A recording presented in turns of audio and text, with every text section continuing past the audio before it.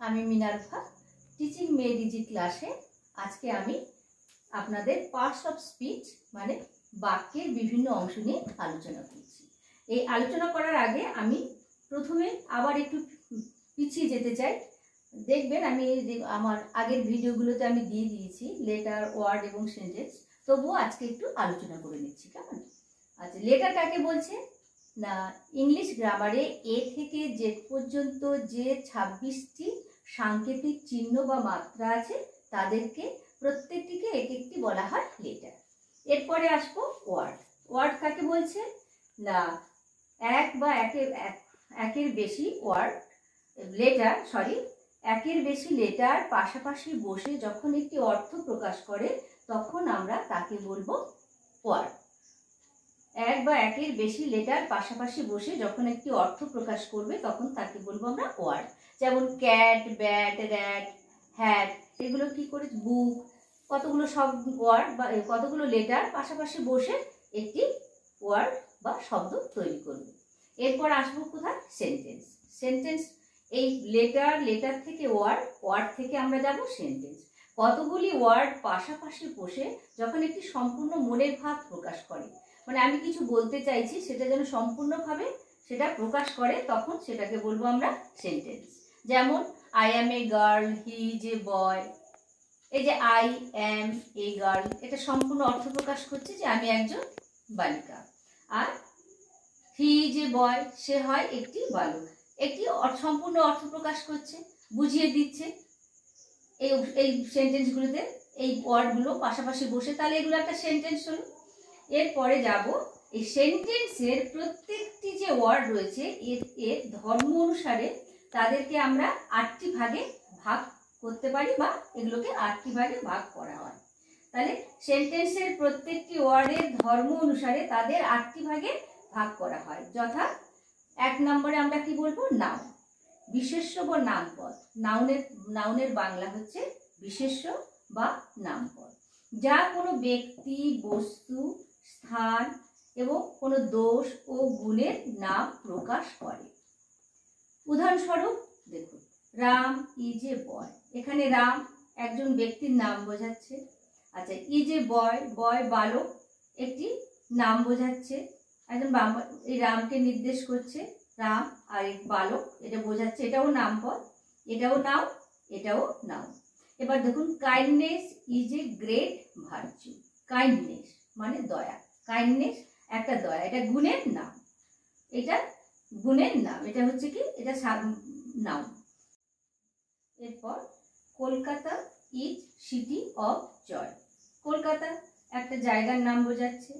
Mita is a good girl, Mita একটি মেয়ের নাম বোঝাচ্ছে, এটাও নাও। আবার গার্ল এও মিতার পরিবর্তে বসেছে, এটাও একটি নাউন। গার্ল একটি মেয়েকে বোঝাচ্ছে, এটাও একটি নাউন। এরপর আমি আসছি আমার পরের পয়েন্টগুলো আলোচনা করছি। নাউনের পরে আসে প্রোনাউন। এবার আমরা প্রোনাউনটাকে ব্যাখ্যা করছি। প্রোনাউন বলতে কি বুঝি, কোনো নাউনের পরিবর্তে যে ওয়ার্ড ব্যবহার করা হয় তাকে প্রোনাউন বলে। বারবার আমি কোনো নাউন ব্যবহার না করে তার পরিবর্তে আমি যে ওয়ার্ডটা ব্যবহার করব। এখানে ধরুন, Ram is a good boy, Ram lives in a big city. এবার বারবার আমি রাম বলছি দুবার, এই রাম না বলে হি is a boy, he is a বয়, রামের পরিবর্তে আমি হিটা ব্যবহার করব, এটা হচ্ছে প্রোনাউন। রামের পরিবর্তে আমি হি ব্যবহার করলাম। এই দেখুন, আই অ্যাম এ গার্ল, আমি আমার নামটা ব্যবহার করলাম না, বারবার আমি আমার নামটা ব্যবহার না করে আমি এই প্রোনাউনটা দিয়ে আমি আমাকে পরিচিত করলাম, আমার পরিবর্তে আমি আই লিখলাম, এটা হচ্ছে প্রোনাউন। এরপরে যাচ্ছি ভার্ব। এই পদ দ্বারা কোনো কিছু কাজ করা বোঝায়। ভার্ব বলতে কি না, যার দ্বারা কোনো কিছু কাজ করা বোঝায় তাকে বলা হয় ভার্ব। যেমন ধরুন, এই দেখুন, রাম সিংস সং, রাম গান করে। আই প্লে গিটার, আমি গিটার বাজাই। এই যে সিংস, এই যে গান করে, তবে সিংস কেন হলো সেটা আমি পরে বোঝাবো। আবার ভার্বটা রাম সিংস আর প্লে, এই দুটি ওয়ার্ড হচ্ছে এই বাক্যে দুটো হচ্ছে ভার্ব। এরপরে দেখি কি আছে, এরপরে রয়েছে অ্যাডজেক্টিভ। আচ্ছা, যে পদ বাক্যের নাউনের সম্পর্কে কিছু বলে তাকে আমরা বলি অ্যাডজেক্টিভ। যেমন Ram is a good boy, Ram কেমন ছেলে, রাম ভালো ছেলে। এই নাম রাম, এই যে বয়, এই ছেলেটি কেমন, কেমন না ভালো। ছেলে এর আগে বসেছে গুড, গুড হচ্ছে ভালো, এটা হচ্ছে অ্যাডজেক্টিভ। এই বয়ের একটা গুণ প্রকাশ করছে, যেটা ভালো ছেলে। দ্য ওয়াটার ইজ হট, জলটা কেমন, জলটা কেমন, জলটা গরম। তাহলে ওয়াটার ইজ হট, তাহলে জলের অবস্থাটা প্রকাশ করছে এটা। এই জন্য বলা হয় কি, এটাকে অ্যাডজেক্টিভ বলে। যে পদের দ্বারা যে পদ বাক্যের নাউন সম্পর্কে কিছু বলে তাকে বলা হয় অ্যাডজেক্টিভ। এবার দেখি অ্যাডভার্ব। যে পদ বাক্যের ভার্ব, অ্যাডজেক্টিভ এবং অ্যাডভার্বকে বিশ্লেষণ করে তাকে বলছে অ্যাডভার্ব। যেমন এখানে দেখুন, টুডে ইজ ভেরি কোল্ড, এখানে কোল্ড অ্যাডজেক্টিভ। এই অ্যাডজেক্টিভের আগে বসে কেমন ঠান্ডা, অতিরিক্ত ঠান্ডা, এটা হচ্ছে কি অ্যাডজেক্টিভ। এটা অ্যাডজেক্টিভকে করছে, ব্যাখ্যা করছে ভেরি কথাটা। শি সিংস সুইটলি, পরের বাক্যে কি দেখছি, শি সিংস সুইটলি, সুইটলি সে কেমন গান করে, মধুরভাবে গান করে।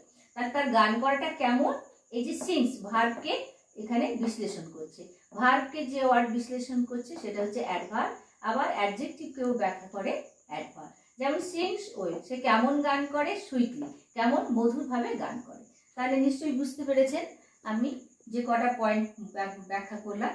এরপর আমি আমার পরের পয়েন্টগুলো ব্যাখ্যা করছি। এবার আসছি প্রিপোজিশন কাকে বলে। যে পদ দুটি নাউনের মধ্যে সম্বন্ধ স্থাপন করে তাকে বলছে প্রিপোজিশন। যেমন ধরুন এখানে example, the book is on the table. এখানে এই দেখুন, বুক এই নাউন, টেবিল এই নাউন, তার এই দুটোর মাঝখানে কে রয়েছে, অন। এই অন এই দুটো নাউনকে যুক্ত করছে, একটা সম্বন্ধ স্থাপন করছে। The cat is under the chair, তাহলে এখানে ক্যাট এবং চেয়ার, ক্যাট চেয়ারটা কোথায়, ক্যাট কোথায় আছে, চেয়ারের কোথায় আছে, আন্ডার নিচে আছে। তাহলে কি বোঝাচ্ছে, এই নাউন, এই ক্যাট এবং চেয়ার এই দুটি নাউনের মধ্যে একটা সম্বন্ধ স্থাপন করছে কে, এই আন্ডার। তারপর দেখছি কি, the flowers are inside the vase, the flowers are inside the vase. তাহলে এখানে এই ফ্লাওয়ার এবং ভাস এই দুটো নাউনের মাঝখানে কোন ওয়ার্ডটা রয়েছে, ইনসাইড। ইনসাইড এই প্রিপোজিশনটা এদের মধ্যে একটা সম্বন্ধ স্থাপন করছে। তাহলে বুঝতে পেরেছেন প্রিপোজিশন কাকে বলছে। এর পরের পয়েন্টে যাচ্ছি আমি, কনজাংশন। কনজাংশন কি করছে না, যে ওয়ার্ড দুটি বাক্যকে যুক্ত করে একটি বাক্য গঠন করে তাকে বলা হয় কনজাংশন। কনজাংশন যেমন দেখুন example, Ram and Shyam will go to school. Ram এবং শ্যাম, এই যে অ্যান্ড এই শব্দটি কনজাংশন যুক্ত করলো, রাম এবং শ্যাম এই দুটোকে যুক্ত করে বললো উইল গো টু স্কুল, তারা স্কুলে যাবে। আবার দেখুন, Rita is young but she is intelligent. Rita কি, রীতা হচ্ছে, রীতা ইয়াং, রীতা খুব অল্প বয়সী, বাট শি ইজ ইন্টেলিজেন্ট সে কিন্তু বুদ্ধিমান। তাহলে কি বোঝাচ্ছে, এখানে দুটো বাক্যকে কি করছে, এখানে যুক্ত করছে, শি ইজ ইয়াং আর আমি বলতে পারি রীতা ইজ ইন্টেলিজেন্ট। বা কিন্তু সেখানে আমি কি বললাম, বাট দিয়ে আমি দুটো বাক্যকে একসঙ্গে যুক্ত করলাম। Take it or leave it, take it or leave it, নাও অথবা ছাড়ো। এই অর শব্দটা কি হলো, কনজাংশন। এই দুটো বাক্যকে এক করে দিল, একটি বাক্যে পরিণত করল। শেষের পয়েন্টটা দেখছি 8 নম্বরে, আমরা দেখছি ইন্টারজেকশন। আচ্ছা, যে ওয়ার্ড বাক্যে কোনো আকস্মিক আবেগকে প্রকাশ করে, আবেগ, আকস্মিক কোনো আবেগ মানে কোনো হঠাৎ আনন্দ, দুঃখ এগুলো প্রকাশ করে, তখন তাকে আমরা বলি ইন্টারজেকশন। যেমন ধরুন, উদাহরণ ধরুন, hurray we have won the match, hurray we have won the match, খুশি আনন্দে আমরা ম্যাচ জিতেছি। এই যে হঠাৎ আনন্দ, হঠাৎ একটা আবেগ, আবেগ প্রকাশ করছে। এলাস হি ইজ ডেড, এবার দেখুন হঠাৎ করে দুঃখ প্রকাশ, এলাস হাই হি ইজ ডেড, তিনি আর নেই। এলাস হাই, সে আর, তিনি আর নেই, মানে তিনি মারা গেছে। এটা একটা আনন্দ দুঃখের সংবাদ। আচ্ছা, ওহো, ও আমরা বলি oh what a beautiful flower is. হ্যাঁ, ও কি সুন্দর, বাহ কি সুন্দর ফুলটা, ফুলটা কি সুন্দর। এই যে একটা আনন্দ, হঠাৎ করে আমরা বলছি না, oh what a beautiful flower is, ফুলটা কি সুন্দর। আমাদের কিন্তু এই বাক্যগুলো যখন বলবো হঠাৎ আনন্দ হবে, প্রত্যেকটা কিন্তু প্রকাশ করতে হবে মুখ দিয়ে, তবে এই ইন্টারজেকশনটা ভালোভাবে প্রকাশ করা যাবে। তাহলে এবার আপনারা বুঝতে পেরেছেন পার্টস অফ স্পিচ আমি যেগুলো আজকে আলোচনা করলাম। এবার আপনারা এটা ভালো করে বুঝবেন আর বাচ্চাদের ভালো করে পড়াবেন। বাচ্চারা কিছু শিখলে আমার খুব ভালো লাগবে। আর সবশেষে বলবো একটু যে বাচ্চাদের আপনারা বই অভিমুখী করান, বাচ্চাদের বইতে আনুন, বাচ্চাদের পড়ান, বাচ্চারা যেন পড়া থেকে না সরে যায়। এখন তো আজকাল আমাদের হাতের কাছে অনেক কিছু আছে, বাচ্চা যেন সেগুলো থেকে সরে থেকে বইয়ের দিকে আসে। সবশেষে বলি, চ্যানেলটা ভালো লাগলে আপনারা লাইক করবেন, শেয়ার করবেন, আর নতুন নতুন নোটিফিকেশন পেতে আপনি সাবস্ক্রাইব